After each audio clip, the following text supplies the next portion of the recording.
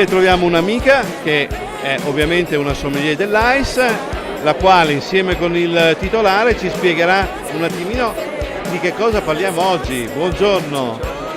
Allora, eravamo qui, abbiamo visto un'amica e quindi presentiamo questo Vallone, giusto? È un'azienda di? Siamo un'azienda di Puglia, quindi la penisola salentina, siamo un'azienda di famiglia e siamo felicissimi di essere qui. In qualche modo la Puglia, adesso siamo in estate, ci portate quasi in viaggio, no? Esattamente, quindi assaggiate i vini, poi venite nel territorio e, come dire, probabilmente un filo conduttore si riesce anche a trovare. Che vini ci sono oggi in degustazione? Guarda, c'è una cosa che è veramente interessante, il Sussumaniello, che è una varietà autoctona pugliese, lo troviamo in purezza o in blend con Negramaro, e se no un altro vino sempre in blend Negramaro e Montepulciano. Vi facciamo vedere i nostri telespettatori.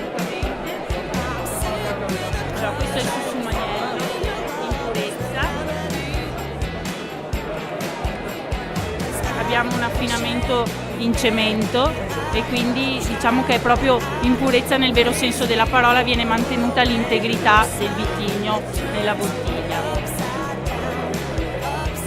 Negramaro 70%, Sussumaniello 30%, qui abbiamo un leggero passaggio in tonneau che però non va ad alterare quelle che sono le note di degustazione caratteristiche del vino.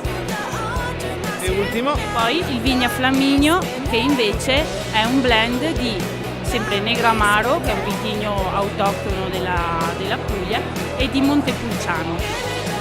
Bene, ricordiamo i vostri nomi, prima il sommelier. Elena Schipani. Francesco Vallone. Benissimo, buon proseguimento.